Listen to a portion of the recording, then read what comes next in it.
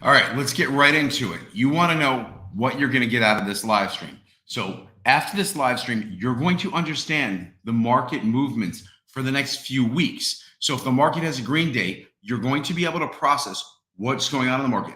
If the market has a red day, you're not going to be like, oh, recession. So, pay attention to the live stream. I'm going to point out some certain facts to you, and you'll understand why the market isn't going to completely dump and why it's not going to completely be strong. All right. It's going to be mixed for the upcoming weeks. And I'm going to tell you why. All right. So, first, Wall Street. Let's remember about 3 weeks ago, they were telling you, hey, run for the hills. The market's going to take a shit. Oh my God, it's going to throw up. Oh, it's so overvalued. And what happened? 10 straight days, the market went up. They were telling you that Friday, run for the hills. 2 straight weeks, the market went up. Now, this time, it's going to be different. Now, here's why, all right? The Fed is behind the ball. Now, you guys have heard that before. The Fed's raising rates. They're going to raise 50 basis points in May and probably 50 basis points in June, but they're still behind the curve. Now, if you watch my live stream from the other day, I mentioned how the Fed's balance sheet went from 5 trillion to 3.5 trillion. Now we're at 9 trillion. They're going to reduce it by 95 billion a month. By the end of the year, we're still going to be at 8 trillion. So let's get into exactly what's going on. Look at the 10-year. Okay. So what is it right now? Like 166, 170. I said the 10-year is going to cap out around 175. So I'm just going to give you the exact number right now. I'm sorry, 275. So right now it's 270 on the dot. So I don't think the 10-year is going much higher. So that's the point is the 10-year goes up, it forces the market down. Okay. That's why the market's going to be choppy for the next few weeks. But I haven't told you why. So let's get into the psychology and the forces on the market and the way of thinking about it. All right. Now, remember in November, December, January, the Fed was still buying assets in the market. And the Fed was supposedly dovish, right? You heard the term soft landing. So they're going to do it not aggressively, which is hawkish, which is what you hear now. So the point was the market would go up and all the institutions were buying the dips. Oh, the market had a red day, they're buying it, and then it would go up 3 straight days. Oh, the market had a red day, it would go up 3 straight days. And my strategy was to buy puts on the UVXY, okay? Now, I did do that 2 times this week, so I haven't completely flipped my strategy. I've been profitable on UVXY puts twice this week. But here's the change. So now that the Fed has jumped over to the other side and said they're going to be more aggressive, that they think the market is overvalued. So they're telling you they want the market to go down. So the same way they were telling you, don't worry about it, we got it under control in November, and everybody know they didn't, the market hit all-time highs. Then in December, we had the Christmas rally. January started good. Then all of a sudden, they stopped buying assets in February, and we had a tough month. And then we had a tough month in March. And for the year, the markets are down. Okay, so here's the reverse on strategy. Instead of, and this is coming from Wall Street, all right, this just isn't me, but here's the position that I'm going to start taking. I'm going to take the reverse. If the Fed's telling us they're going to put downward pressure on the market, all right, and I used to go into UVXY puts every time it spiked. Now, every time the UVXY dips, I'm going to start going into calls. I'll go out 2 weeks' time, all right? And then I'll just go into calls. And when it spikes, I'll sell and take profit. And I'll do it again the same way every time it spikes. And it would be like once a week we would enter into puts. So maybe once a week we'll enter into calls. The whole point is to have winning trades. Now, here is another part, because now I am telling you there's going to be downward pressure on the market. I'm here to tell you some stocks, and I'm going to show you some charts of stocks that are going to do well. Now, why are certain stocks going to do well if we could be heading into recession? Because as I mentioned to my Discord, and as I mentioned to Twitter, and I even mentioned this on Weibo, there are certain fund managers, certain banks that have to always remain bullish.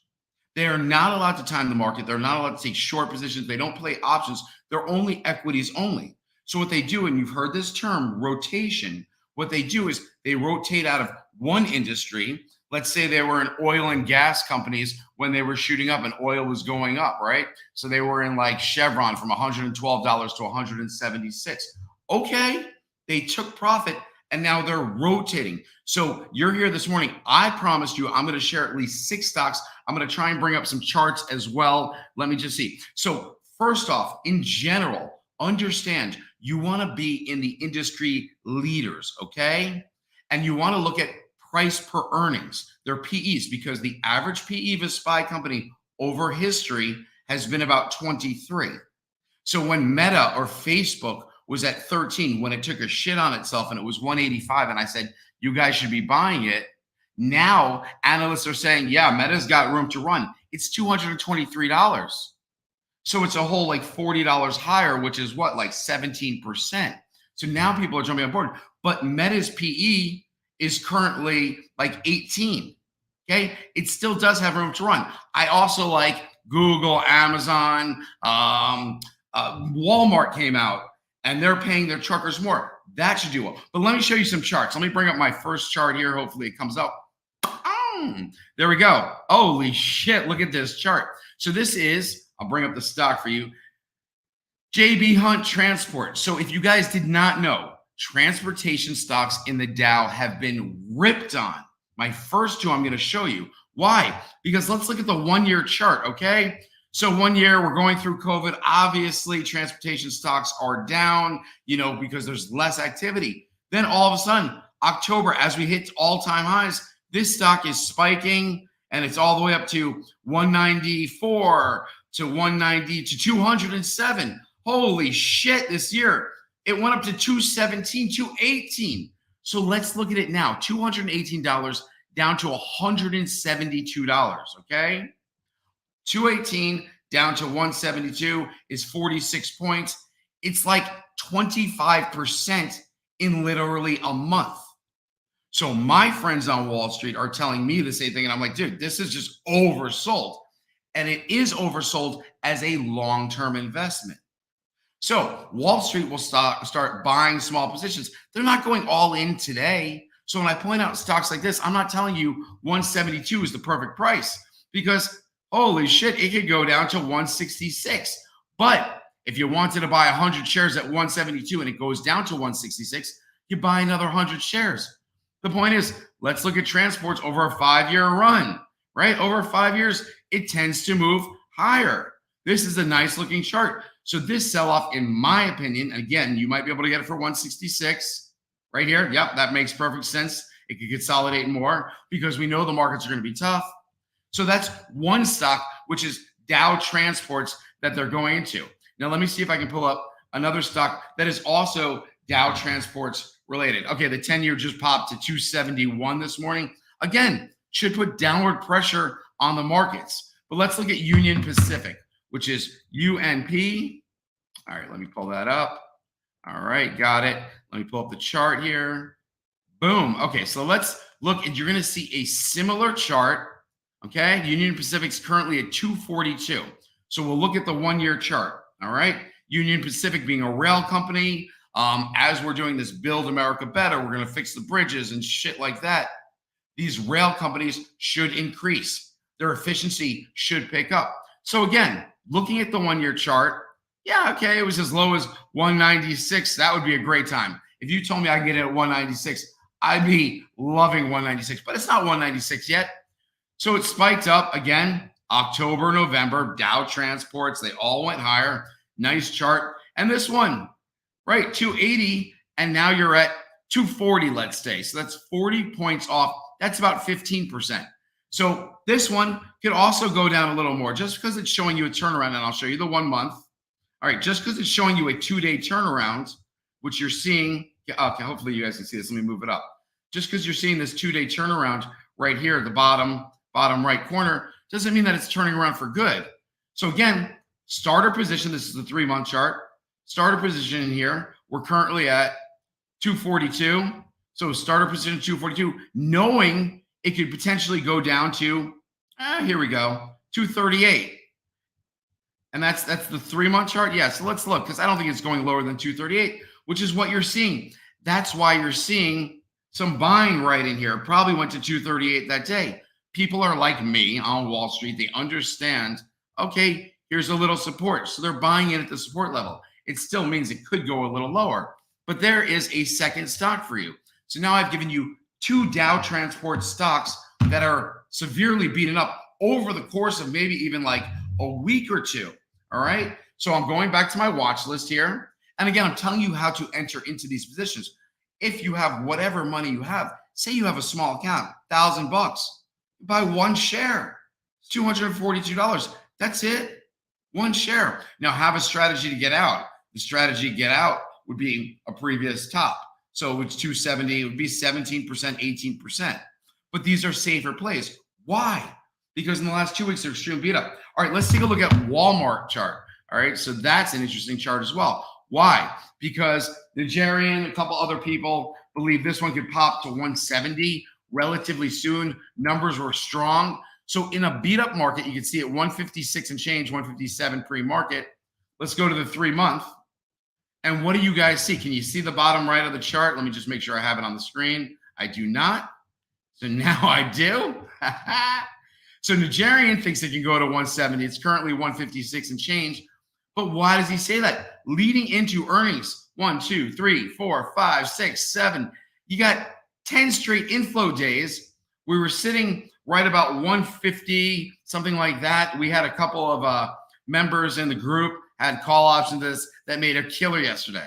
But the point is, let's zoom out. Let's just look at demand here. Whoa, because you can go back to mid-February when we had that substantial sell-off. They were buying in. This day, 17 million. Then they bought in 8 straight days. So this was just ready to pop. Institutions probably saw that during these outflow days. Of course, they're loading up. Again, I can't have every stock on my watch list.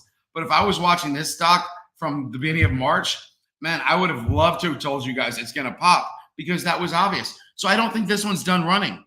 Again, market is beat up. So you're looking for stocks that are doing well in this market, and Walmart happens to be one of them. Okay, next stock, Oracle. Let me bring that one up. ORCL,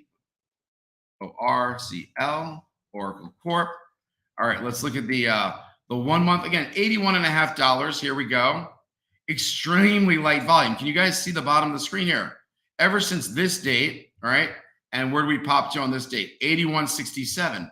So that for me is a decent entry. And that's exactly where we're at. So let me tell you why I think it's going to pop. When we pull out of this chart, all right, it has good upward momentum, pretty substantial purchases here, which tell me institutions were securing position. So the institutions are securing long-term positions, which will bring me to Bitcoin in a second, but long-term positions. So now that it's consolidating back to 81 and change, I mean, it might get into $80 flat, as low as, yeah, $80. I'd be buying this at $80.16.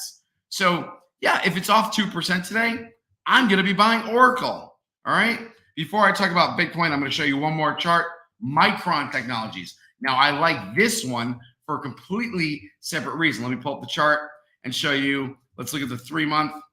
Okay. We all know chips are on the decline. Holy shit. Look at this selling pressure. This was earnings. Where did they push it down to? Oh, $75, $76. Where is it now? $72.75 pre-market. Can you see that right here? Now, let me point out the PE, the price per earnings on this is $9. Okay. Now, I just pointed out Facebook at 13 was a steal and it went up to 18 price per earnings. Micron is sitting at 9. Their forward earnings, the forward PE for next year for Micron is 7. It's lower than bank stocks. Okay. So again, that is a good long-term investment. But let me tell you about why I'm talking about these stocks, okay? These buy and hold theories. Like, oh, this is so beat up. I pointed out 2 Dow transport stocks, extremely beat up. Now, let me tell you why it's good. Because I went to this Bitcoin convention yesterday, and Kathy and Michael Saylor are talking about Bitcoin, and they're talking about long-term investors. So they did some research, and 13.5 million out of the 19 million Bitcoin farms so far are being held by investors that are holding at least 6 months, if not longer. So similar to the stocks, these stocks already have their base, the ones I pointed out. So they're going to hold. They're going to hold their levels, even if the market gives up 10%, which some people say it might do. These stocks that I pointed out, I do not believe they'd give up 10%. We can look at stocks like Caterpillar. Yesterday was a shitty day in the market for most of the day. Caterpillar was going up. I think it's probably like, what, 217, 216 and change. Let's see where it is pre-market. 216.55. Okay, so there are certain stocks, and I played Caterpillar yesterday. So you're looking for ideas today. Same ideas I had yesterday. I played NVIDIA when it went down. It was 238. I gave out an alert for NVIDIA. 10 minutes later, it was 235. I was losing money. Anybody that tried to get in got in 18% to 20% better than me. Then it popped to 242 and I sold. It went even higher to 243, possibly 244. I was at the Bitcoin convention. The point is, you have to call the best entry. So the smartest thing anybody could do on a day like today, where you're unsure about the market, is wait. Wait for the absolute bottom. Wait for the turnaround like yesterday. Or if you want to take the opposite opinion, like myself, futures were green. Well, shit, let them push the market up to a resistance level, which on the SPY could be 450. It could be 452. And then you go with UVXY calls or SPY puts.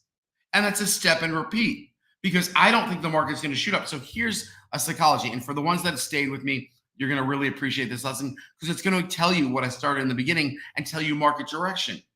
All right. The psychology behind the market is a lot of people do not believe that they're going to miss out on a run. They're like, I'd rather keep my money on the sidelines. I'm not buying today. And if my stock goes up 10%, I'm okay with missing the 10%, because there's more likelihood that the stock's going to go down 10%. All right. We can bring up on a stock like a firm, AFRM. I wanted to sell it at $48. I did not get a chance to sell it. Then it was 46. I'm like, I'll hold 44, 42, 40. I'm holding it $38. I said it could go as low as $36. So the point is, yes, stock-wise, I screwed myself by like 22%. Small position. But the point is, I'm not catching a falling knife there. So when these stocks pop, I will be taking puts. All right. The same thing for any stock that pops. I mean, unless it's an oil company. When oil companies come out with earnings, they're going to crush it. So please have a great day trading. Trading starts soon, and I'll see you guys a little later.